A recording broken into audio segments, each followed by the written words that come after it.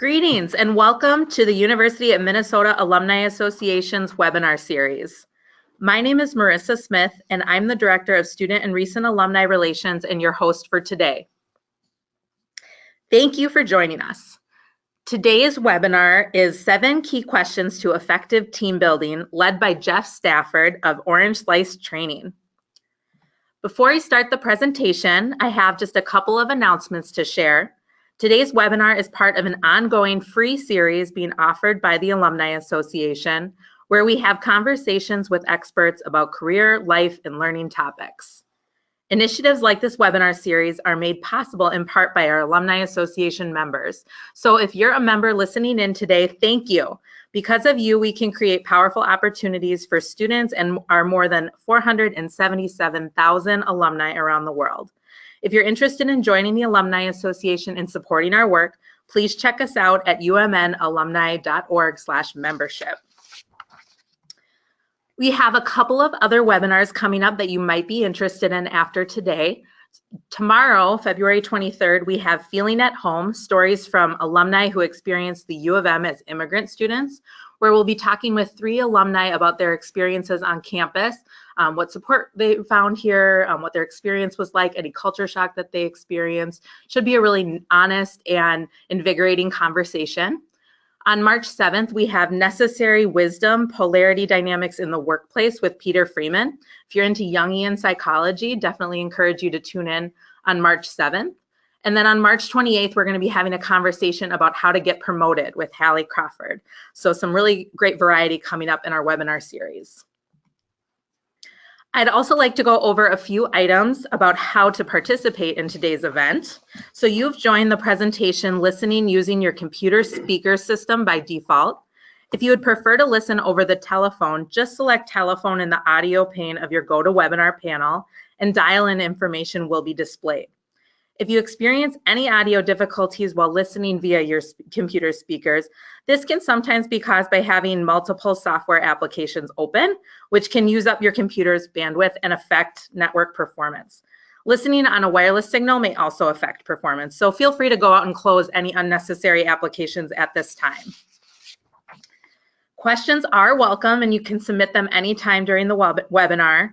Please type your questions into the questions pane on your GoToWebinar control panel and we'll be monitoring this along the way. So definitely let us know if you have any questions, ideas, or tips. It's going to be a fun conversation and we want to hear from you. So it's now my pleasure to introduce today's speaker, Jeff Stafford. He is the owner and founder of Orange Slice Training, a company that takes a juicy approach to leadership and learning. As the author of the book, Learn to Lead, Jeff takes an inside-out approach to providing leaders with the tools they need to be successful at work and beyond. His experiences are 100% engaging, lively, and inspire people to succeed. As an adjunct faculty member at the University of Minnesota, Jeff teaches personal leadership courses in the Organizational Leadership and Policy Development Department. Additionally, he worked for the last 6 years as an OD consultant, where he coached and consulted with organizations and individuals in the areas of organizational effectiveness, leadership, and team development. So please join me in welcoming Jeff. Thanks, Marissa. It's a great opportunity to be here. And I think just to reiterate, my work takes me in and out of organizations every day. Yesterday, I was just working with a team of about 60 managers and supervisors, learning some key skills around engagement, and today is maybe a bit of a jumping off point for that.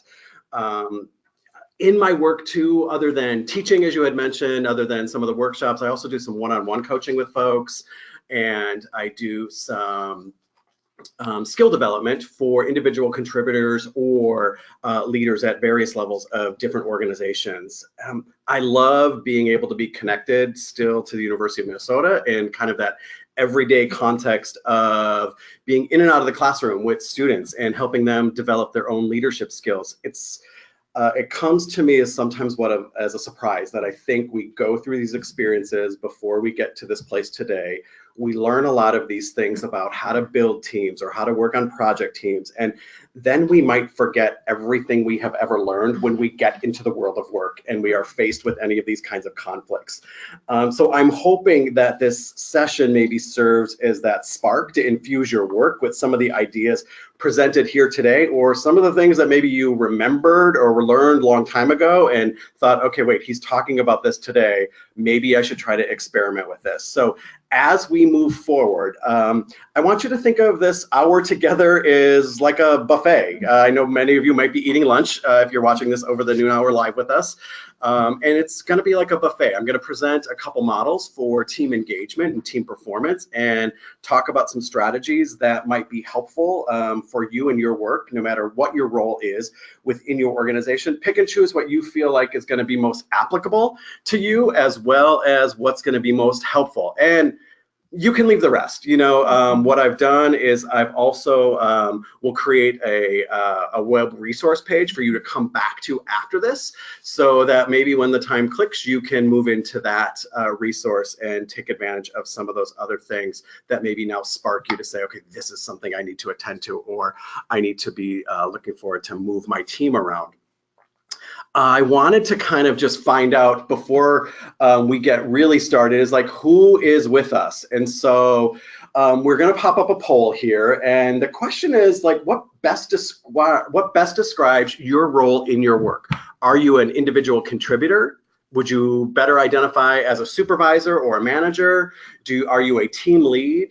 Do you oversee maybe a department, or are you a director of folks? Or is there something else or an other that would describe who you are?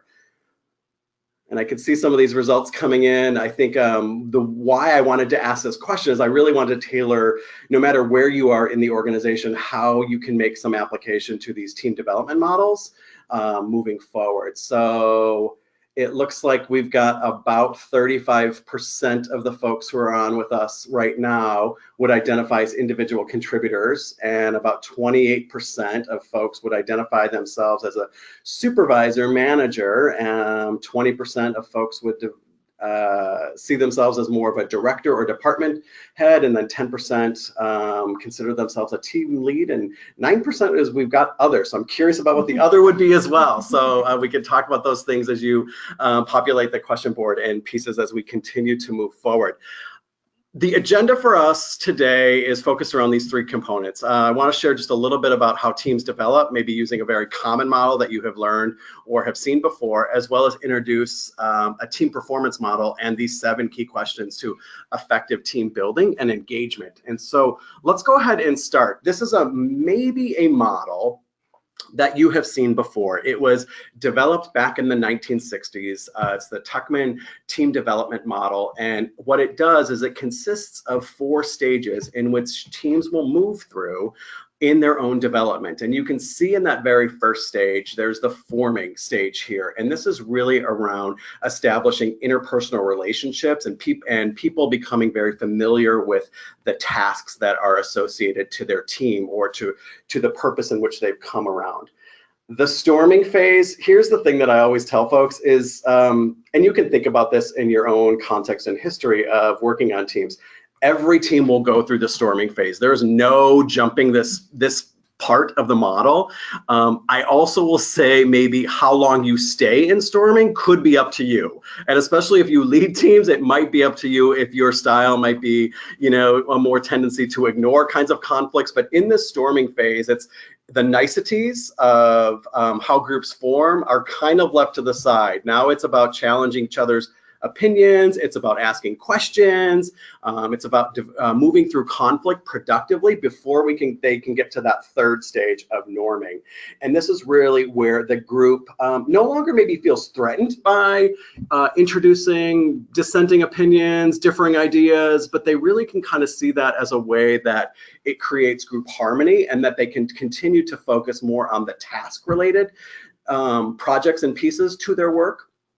Ultimately, this model would say that the final stage is the performing stage, and this is a period of productive collaboration. There's a lot of support that's demonstrated, and oftentimes the relationship focus has been attended to, so now the focus is really on the work. The model's been updated from these 4 stages. You might see the adjourning phase if you're keen on to how these models develop, but I think these 4 phases are, again, from the 1960s. I know it's an old model, however, it is one of those pieces that are very much used today. And so we'll keep moving forward. I just wanted to paint the picture of what this model is. And someone's asked about the handout for this session. And so yes, we do have a handout for this session. And the handout will consist of this slide here, because this is where I want our focus to be. It's going to be on the Drexler-Sibbett Team Performance Model. So if you go to the website there, www.orangeslicetraining.com/7 key questions. This will be the PDF handout that you can actually download and have on your computer or print out, because we're going to be talking through these 7 stages and these 7 questions as it relates to team building and engagement today.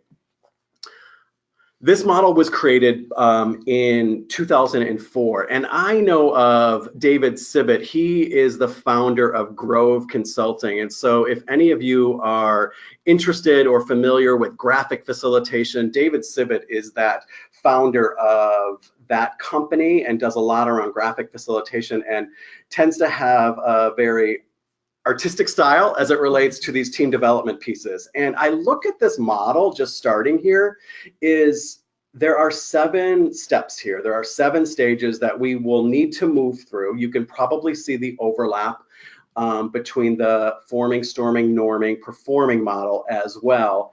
What I think the benefit is for this model is it's much more diagnostic in tone, meaning that if I'm leading a team or I'm a director, and I'm noticing some unresolved issues, like if we're just looking at that orientation stage, if I'm noticing a lot of uncertainty, a lot of fear in my team, I can go to this model and say, okay, here's the phase I might need to attend to.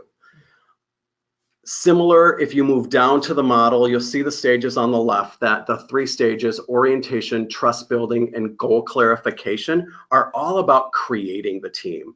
And then the last 3 stages, implementation, high performance, and renewal, are more of that sustaining your team development up to this point. And you can see the middle piece about the commitment is how do we move from creating to sustaining, and it's really built around this commitment.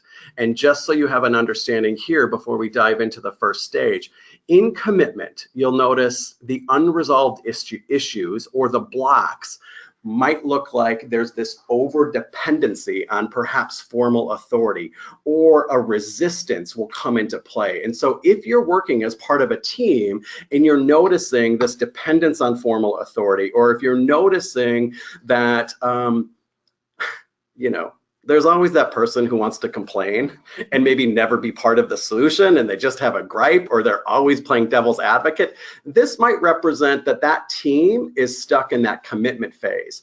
One will look at the resolved issues about understanding the assigned roles, allocated resources, and decisions being made by the team, and having some autonomy and some control over that. Those are going to be some key indicators that the team is at that place to move through commitment and move now onto the sustaining stage. So hopefully, if you're sitting with your computer again and you've wanted to go to the website to download the handout, we're going to talk about this 7-stage model, and I'm going to break it down stage by stage. And so feel free to keep looking at that model as we move forward here.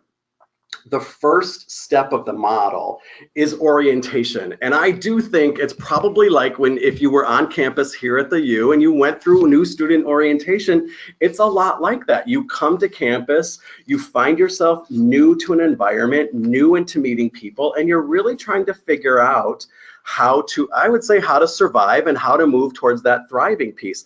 Oftentimes, even in new project teams, you are meeting new people, you're becoming more familiar with each other, and you might start to ask the key question here. The first question is, why am I here? What are we supposed to be doing? what's the work? What's the team? Who am I within the team? And so what I've done for each of these steps is I want to talk through and break down each of the phases with these key questions. Because again, as this session was built, it's built around these 7 key questions. And so as a leader, to build most effective teams or to really increase engagement on your teams, you'll want to be asking these questions accordingly. Again, the first stage is orientation. Why am I here?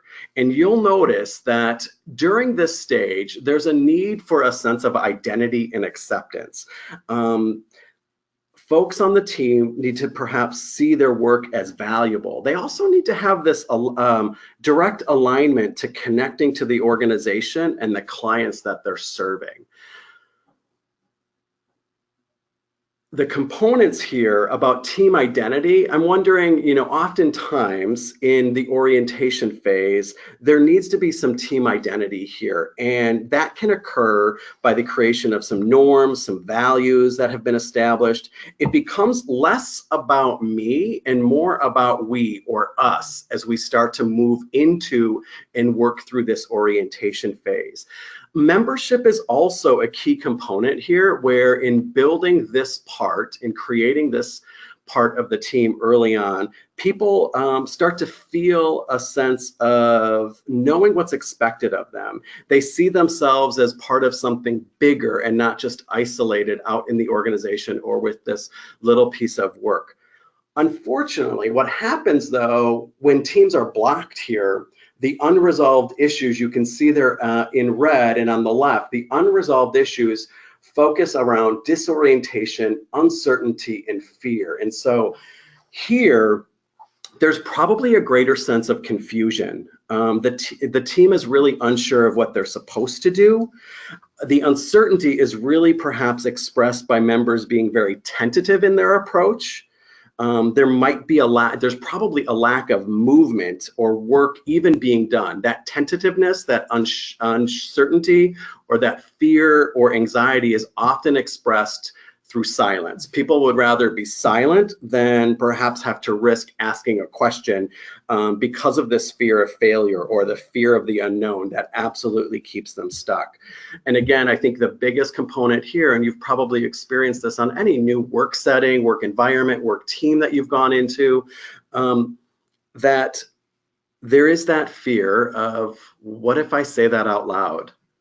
What are people going to think of me? And so there's still this testing the waters here and asking that question, who am I within this team? So those are the components that make up this first stage. And as the work that needs to be done to move your teams through this stage, it is really about creating clarity. It is really about developing team norms and team values. And let's just say, okay, great, Jeff, this is good information. My team has never done values, norms, but we've been together now for a year. Should I still do this? My recommendation would be yes. Do this now so that your team can continue to move forward and function. And whenever you start to get new folks added to your team, you will need to come back and revisit this. And because you may have done that values work, that team norms work, you might be able to move through this stage a little bit quicker than you would be without it, because you can really answer the question to the new folks, why am I here? And you'll have a sense of that moving forward. The second stage is really around trust building. Now, okay, I don't know if you've done a trust fall before. I don't know if this is probably one of the top 25 exercises I would, encourage you to do to build trust. Depending on what your work is. You're working on a leadership camp or something like that, for sure, do a trust fall. But the main point of this stage is really about building trusts and building relationships. Here, the question now shifts to, who are you? So who are you within this team? And for us to be able to answer that, we really need to start to open up. We need to start to share. We need to start to connect in a way that really, really matters here. And so question number 2 that folks on your teams or you would be asking is, who are you? And within that, there is this need for an information flow. There's this need for competence to be developed around the work. So oftentimes in that lack of trust, it might be because I don't know if I really trust you. You know what you're doing, or if I'm part of a team and I'm looking to you as my leader, I might not necessarily have enough relationship built with you to see your competence flow here or to understand how you do your work. And so I'm kind of questioning that. I'm questioning that about you. I'm questioning that about me. You'll notice here the keys to successful trust building really revolve themselves around this mutual regard. And folks start to view each other as reliable. They start to view each other as competent. They've tested the waters a bit.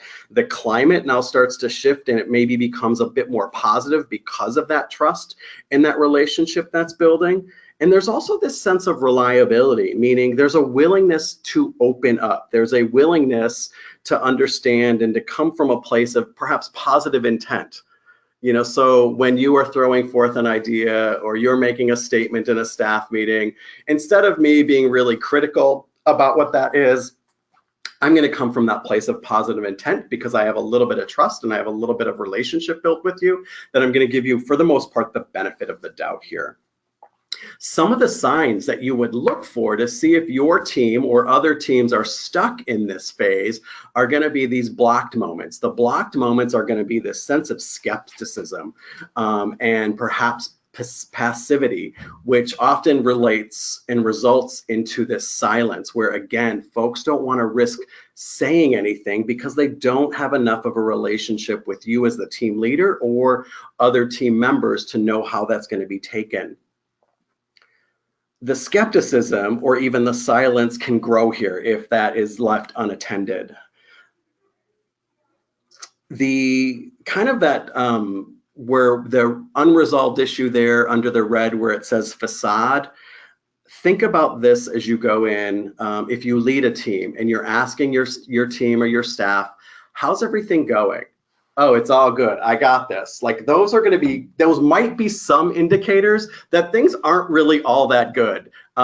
Because oftentimes I know when I've worked with my own teams and I've asked questions that are asking people to open up, to share, to be a little bit vulnerable, they're skeptical, especially if these are new questions and they don't really know what to do with that. And so oftentimes these false smiles come about, like everything's good, I look like I got it all under control. And again, that for me is the indicator that I'd rather tell you it's all good for the fear of looking like I'm gonna mess up. Because in this stage, the other key piece to really consider is how are mistakes handled? What's the conversation around failure? Is it okay in your team to fail? Is it okay in your team to take a misstep and to try to learn from those mistakes? Or are you the type of leader or known as the type of leader who maybe goes on a rant or a tyrant of when people mess up or people feel like they have taken a step? Because if that's the case, then you are probably getting people resisting to do any action. The work here in this stage is, again, perhaps even in those quick check-ins, those one-to-ones that you're doing with folks, or the team meetings, having folks go around and do a little bit of check-in. What's been up for the weekend? You know, what's been the best thing that's happened to you this week? What's the one thing that you're most looking forward to on this next project or our next team meeting together? Sometimes to build trust, there are team offsites, there are retreats, there are, you know, half-day meetings or workshops where the teams can really create some clarity, again, around values and norms and building relationship. These first two phases might sound a little soft. Soft in the sense that, okay, these are really soft skills, and Jeff, this would be really nice if we had all this time to do.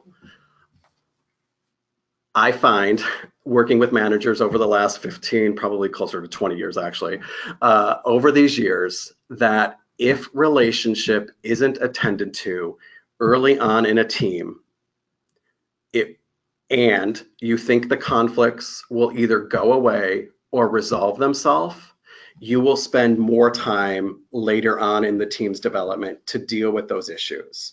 They will become exacerbated because people have withheld. They will become inflamed because there's a lack of trust. There will be workarounds that you'll need to compete with and try to figure out how to move the productivity of the team and the work in a direction that will foster a sense of accomplishment and actually moving you towards the goal. So I'm hoping that in these two stages, as we spent, the last 10 minutes or so talking about, these are really critical in that creation stage before you have any chance of moving on to the next piece, where the next stage is really focused around the goal clarification.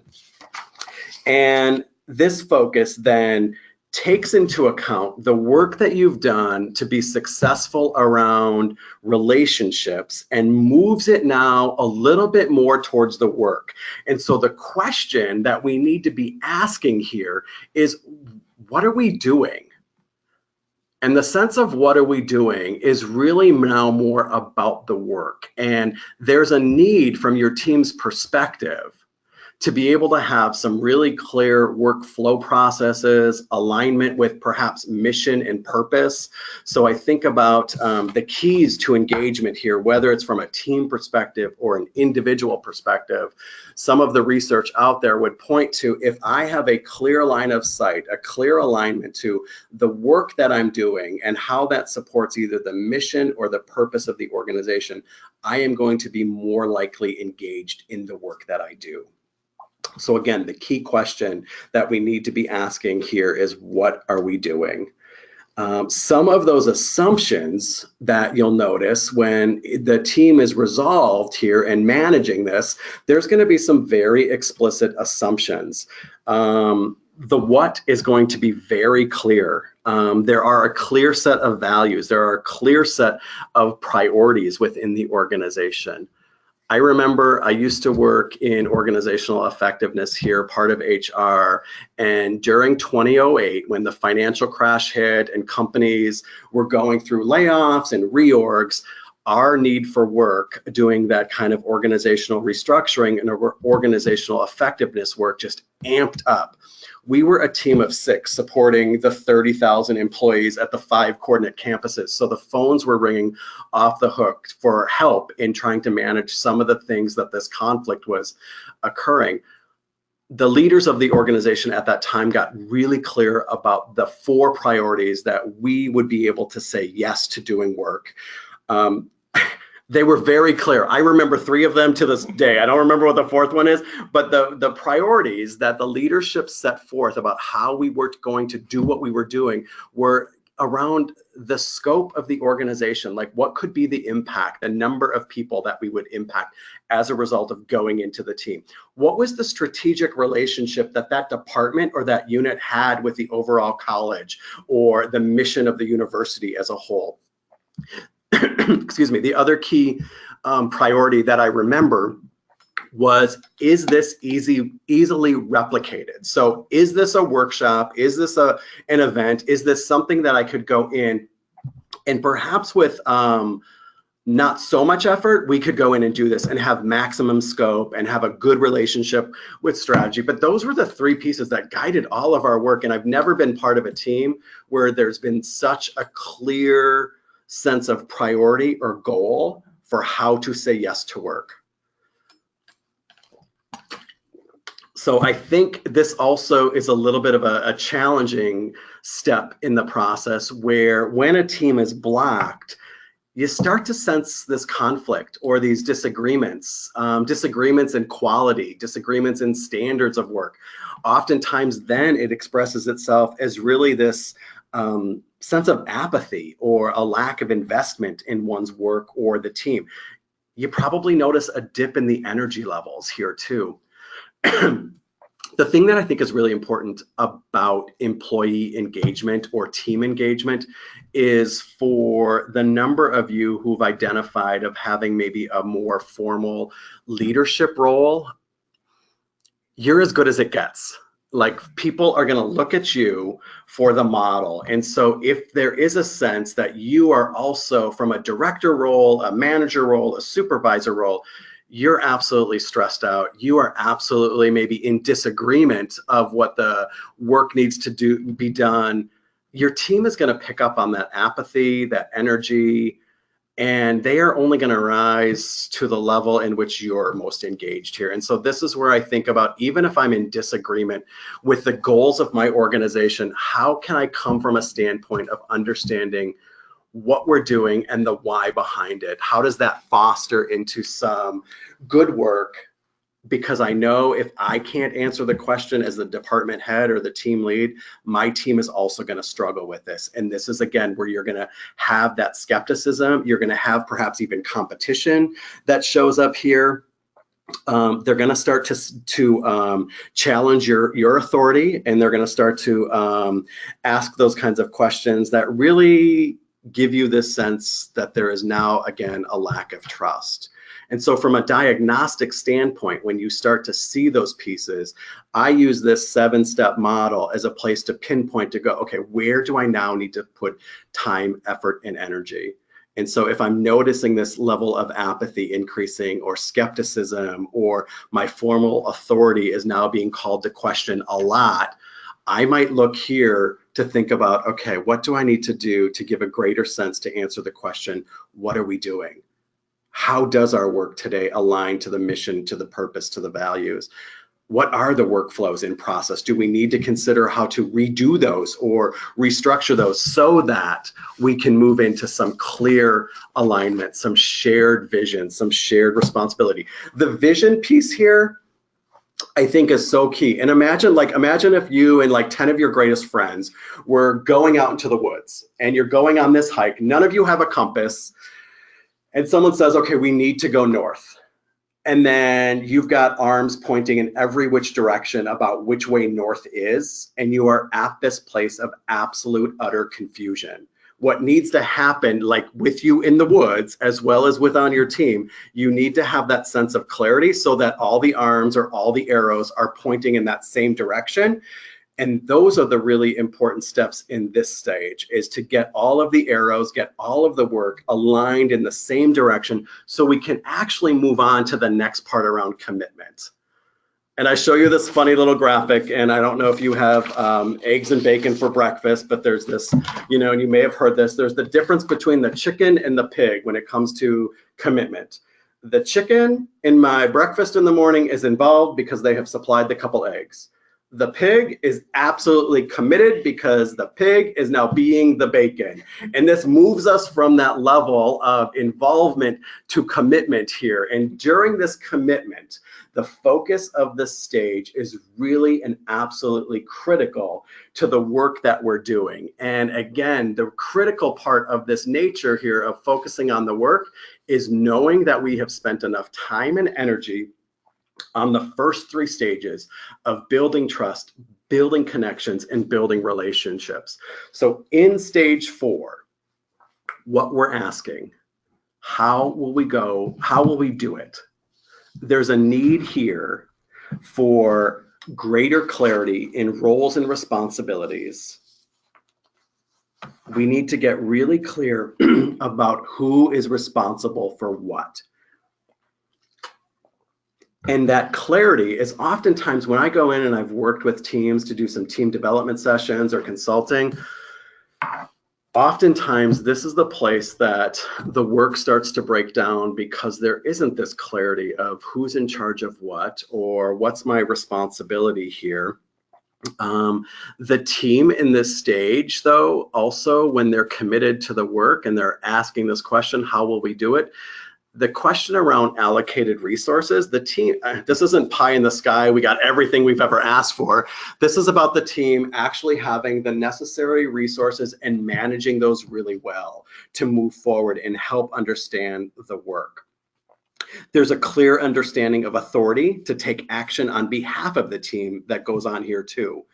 And the team has the resources to make the decision, and the decision making really provides the setting the tone of we know what we need to be doing. So there perhaps in this stage too, there is a little less reliance on the formal authority. You have created the connections, you've given them enough autonomy and commitment to the work and the resources for folks to have the elbow room or make the decisions to do the work that they need to be doing. However, when that's not working, when this is blocked at this stage, there's a lot of indecision and dependence.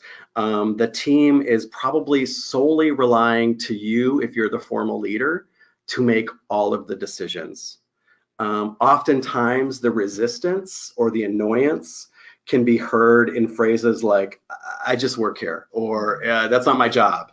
And that's going to be the kind of resistance that you will notice when perhaps there's this lack of clarity around roles and responsibility. I would even go back to the stage before, and there's probably a lack of alignment and maybe some distrust that is still needing to be worked on when someone's uttering, that's not my job.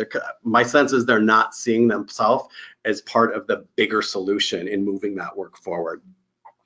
There's a high level here of that annoyance, and there's high levels of complaints without any focus of wanting to problem solve. So it's, you know, I'm all for let's have some voices of dissent and let's get differing opinions for the sake of offering up solutions to problems or innovations. But if folks on my team or me just want to sit in the corner and complain, I have a hard time knowing what to do with that. And it also then indicates to me where they are blocked or we are blocked here as a team. And I need to go back to focus on the clarity components here. So the work in this stage, if you're the leader at this stage, the work here is to really create those formal clarities around roles and responsibilities. This is maybe a time to look back at those job descriptions, team charters, and get really clear about, are these serving us, and do these still create the same clarity for us today as they did when either I was hired or our team started to come together. There's also this sense that from a leadership perspective, my nudge would be, how do you create that shared ownership? What are some of the decisions that you as a leader could let go of having absolute control over and give that to the team so that they can continue to be responsible and ask the questions, how will we do that moving forward? Speaking of moving forward, the next part is around implementation. And this is really, the focus is on the question of who does what, where, and when. And probably that when is the most important part of this question to consider. The when around implementation, we've taken all of the action plans, we've taken the goals from the prior steps, and now we are focused on the work of doing the implementation and really looking at creating that clear process. People, again, are knowing how things are done. So there is this shared sense of ownership, responsibility, and even knowledge that on a team, I have a real strong sense for who is doing what and how that is contributing. We're tending to get a lot of, results here, and the results are keeping us on track because we have now created the discipline, and there's little time that's wasted here because now we've moved. You can see the balls start to kind of shift and we're on the uptick here. We're now into that sustaining phase. So for a team to get into stage 5, implementation again means that you have consistently, intentionally taken time to really look at those first few stages of building relationships, building trust, building clarity around the work so that we can really move into that implementation piece. You'll notice on the slide here where it says when the team is blocked. You'll notice the team is blocked if you start to notice a lot of missed deadlines, or folks are starting to create this unclarity around their work, or there's that conflict or maybe even confusion around what needs to happen or when does it need to occur. The quality of work probably also slips or dips in this stage too if you're blocked. The work from a leader standpoint, the work can be you know, on tools or methods like process mapping, taking a process and mapping out all of the steps, who's involved with that, understanding the key stakeholders. It's also understanding the flow of the work, and maybe using some of those project planning tools that have you consider those critical incidences and what's the trickle down or trickle up effect when something like that is missed along the line. Here, I think, is also the component where I've had examples from teams where I'm working on a piece of a project, you are working on another piece of the project. I miss a deadline in my piece and I'm not really considering how that impacts others on my team. That would be an indication that we are blocked here, because that lack of connection or that lack of alignment would indicate a little bit of the unclarity around the quality of work. So I see a question or a thought coming in here. I'm thinking of getting a certificate in project management to help with this. Laura, that has been one of the areas that I've always been intrigued about from, you know, the Project Management Institute or any of those other accreditation pieces. Because no matter the kind of our work, I feel like from a leadership standpoint or even an individual contributor standpoint, we are all managing projects. We all have these like multiple plates spinning that we need to attend to. So I think trying to find resources and getting some help and support around that is a really great skill moving forward into these next steps too. I can summarize. We had a question come in where there's some backstory shared, but the question itself, I think, really boils down to what might an individual contributor do to help ensure that trust and quality dialogue is built? So it's, and I appreciate the question because it's focused on like as an individual contributor, an employee, not a supervisor. And so no matter what your role is in the organization, this is, for me, this is never a conversation about who's not in the room. This is never a finger pointing piece.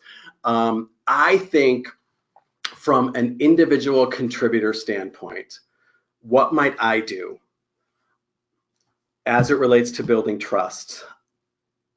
And this came up in my workshop yesterday around employee engagement and thinking about, for those of you that might be familiar with other employee engagement, we were looking at the Q12 questions, and there's that question about there, do I have a best friend at work? And that always gets a lot of excited conversation about should that even be asked. But I think the part here is knowing that trust needs to be built.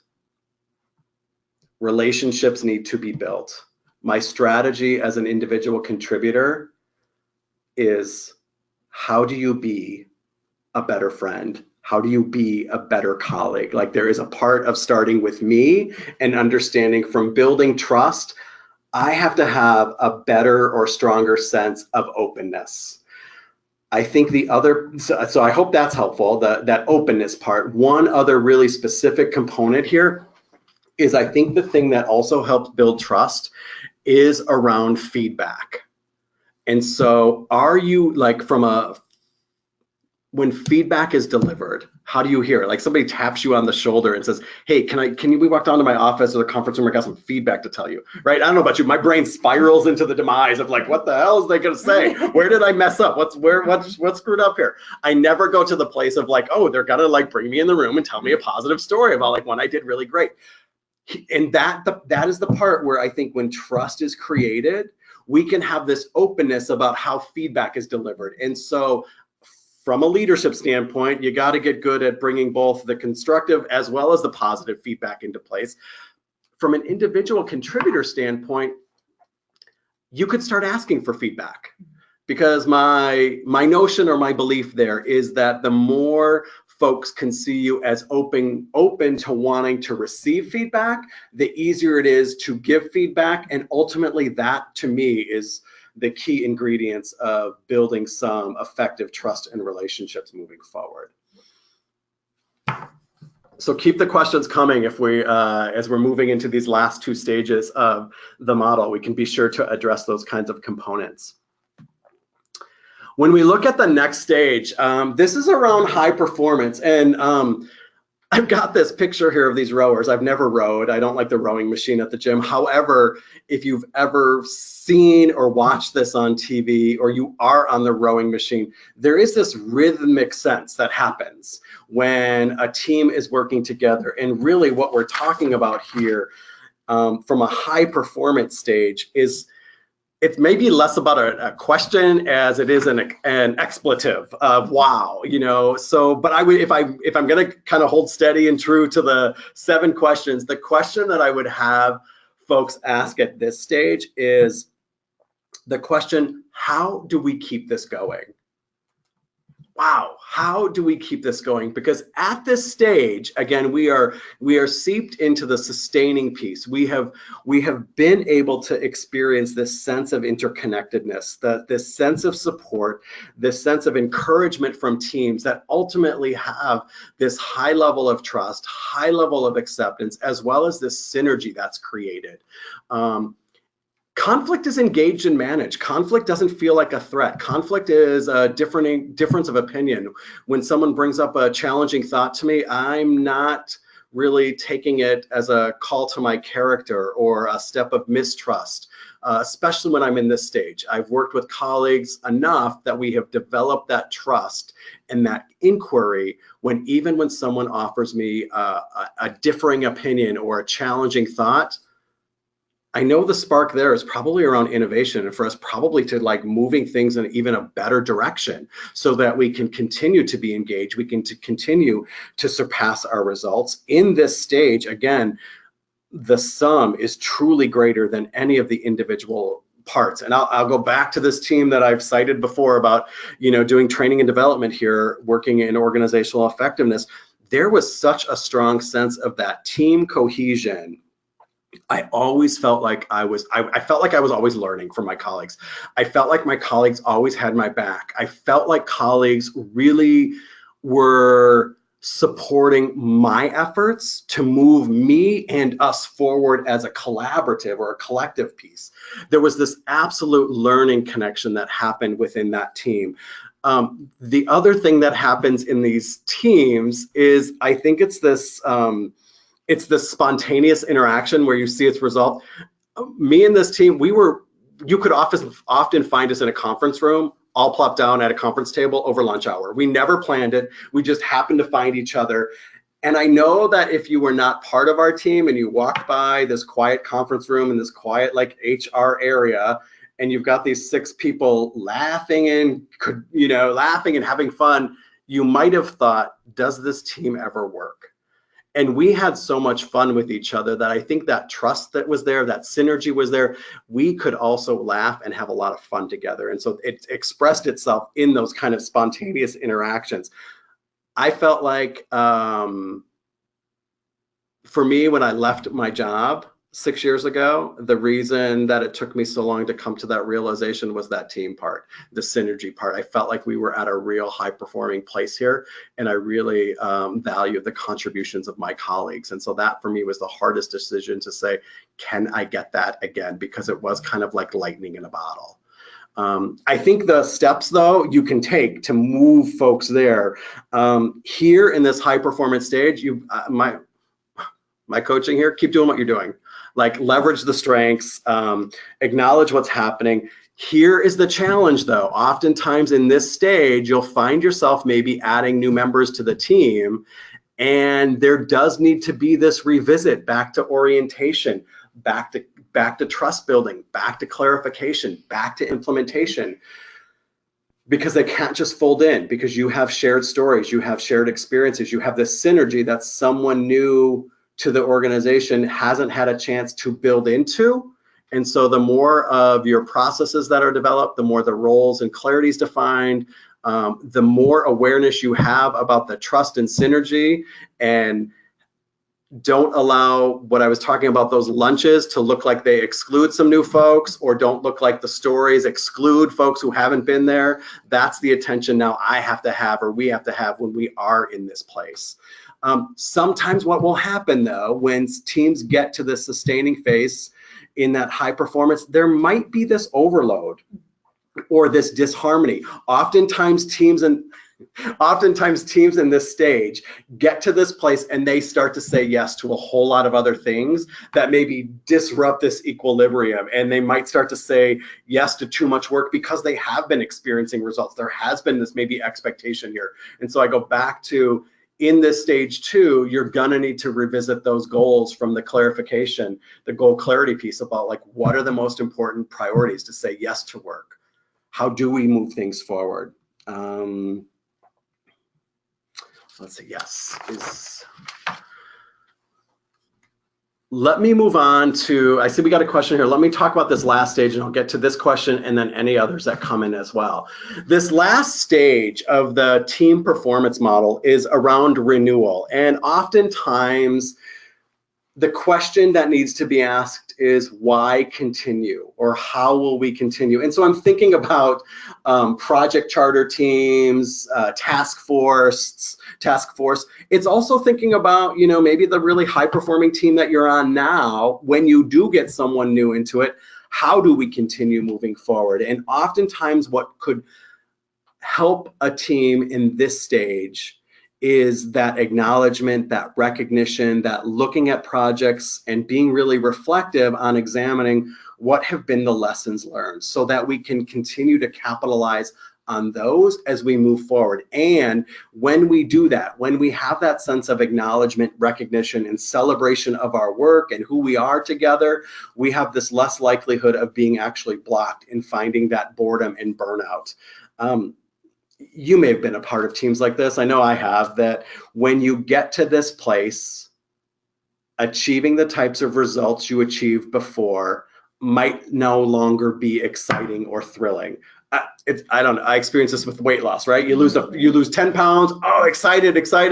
And I don't know about you, but like then the next 5 are the hardest 5 pounds to ever lose, because there seems to be this boredom. There seems to be this burnout that I've had with, you know, tracking my points or going to the gym or whatever that is.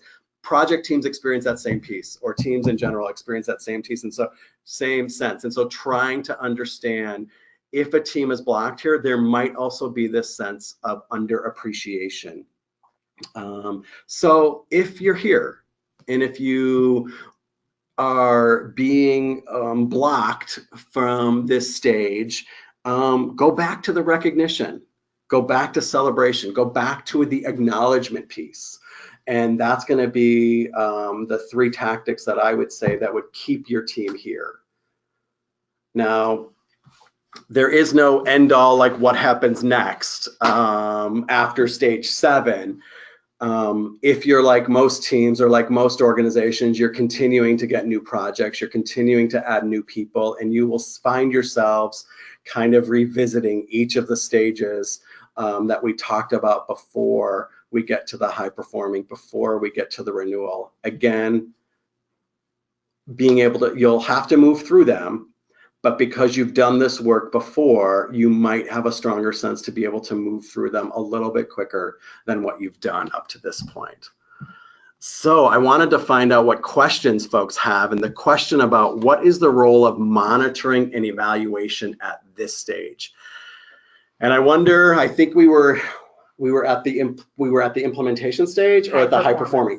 Okay, so at the high performance stage, what's the role of monitoring and evaluation?